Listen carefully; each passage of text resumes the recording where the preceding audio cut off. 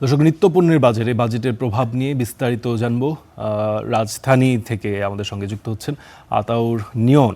আতাউর, আমাদের জানাবেন রাজধানীর যেই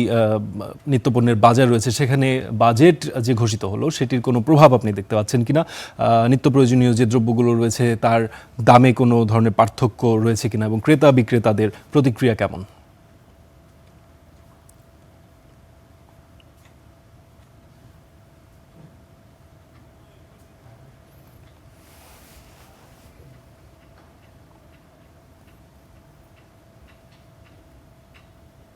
লক্ষ্য রেখে যেই ধরনের বিভিন্ন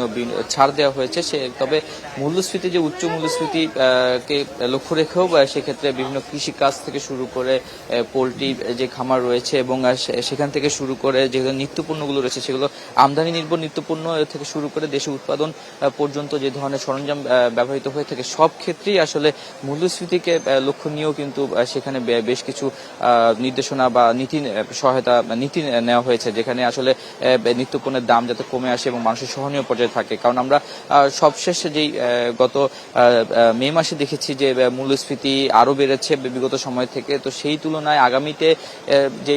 বিনিয়োগ এবং কর্মসংস্থানের লক্ষ্যমাত্রা ঠিক রেখে যেই বাজেট নেওয়া হয়েছে এখানে যদি মূল্যস্ফীতি আবার বেড়ে যায় সেক্ষেত্রে সাধারণ মানুষের যে ভোগান্তি হবে বা কষ্ট হবে সেটাকে নজরে রেখে আসলে এই ধরনের এই নীতি নেওয়া হয়েছে। তো সেইখানে আসলে যেই বিষয়গুলো বলা হয়েছে যে গতকালকে আসলে বাজেট পেশ হয়েছে, এই মুহূর্তে আসলে আজকের মধ্যেই আসলে সেই ধরনের প্রভাব আসলে এখন পর্যন্ত বাজারে দেখা যায়নি। তো সেই জায়গা থেকে আসলে যারা বিক্রেতা রয়েছেন বা ক্রেতা রয়েছেন তারা সেই জায়গাটা যেটা বলছেন যে বাজেটের পরদিনই আসলে সেইভাবে যে নীতিগুলো নেওয়া হয়ে থাকে তার প্রভাব বা ইতিবাচক প্রভাব হোক বা নেতিবাচক প্রভাব সেটা খুব একটা পড়তে দেখা যায় না। তবে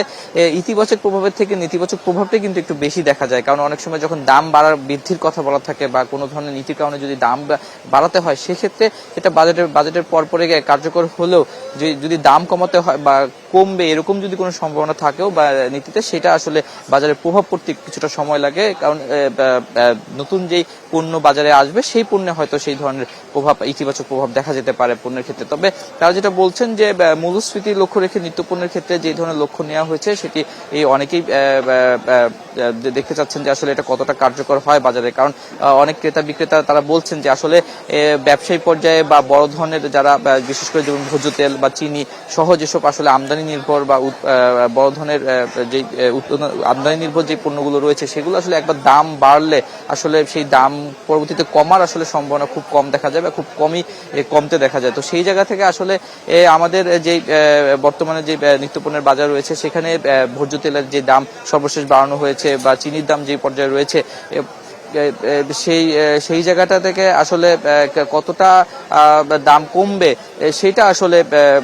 সেটা নিয়ে অনেকে সংশয় প্রকাশ করেছেন। অনেকে বলছেন যে সেটা আসলে দাম হয়তো আর পরবর্তীতে বাড়বে না বাজেটের নীতি সহায়তার কারণে বা নীতি সিদ্ধান্তের কারণে, কিন্তু সেই জায়গা থেকে আসলে দাম যে বর্তমানে উচ্চ মূল্য রয়েছে বিগত সময়ে ভোজ্য তেল থেকে শুরু করে যে আমদানি নির্ভর যে পণ্যগুলো সেখানে আসলে দাম কমবে বলে সেই ধরনের আসলে বিষয়ে সংশয় প্রকাশ করেছেন ক্রেতা বিক্রেতা। তো এছাড়া তারা বলছেন যে যদি সরকারের পর্যায় থেকে এই নীতি বাজেটে যে নীতি নেওয়া হয়েছে এই নীতির কারণে যদি যেসব পণ্য আসলে দাম কমার সুযোগ রয়েছে বা নতুন করে যে পণ্যগুলো আসলে দাম না বাড়িয়ে যদি কমানোর সুযোগ থাকে সেখানে আসলে সরকারের নজর দেওয়া উচিত এবং সেখানে হাত দেওয়া উচিত। যেখানে যে পণ্যগুলোতে শুল্ক প্রত্যাহার হয়েছে বা আমদানি পর্যায়ে যেসব পণ্য উৎপাদনে যে সরঞ্জাম ব্যবহৃত হয় বা কীটনাশক ব্যবহার হয়ে থাকে সেইগুলো আমদানির ক্ষেত্রে সার আমদানির ক্ষেত্রে যে জায়গায় শুল্ক প্রত্যাহার করা হয়েছে, যেখানে খরচ আসলে উৎপাদন খরচ কমে যাচ্ছে সেই জায়গা থেকে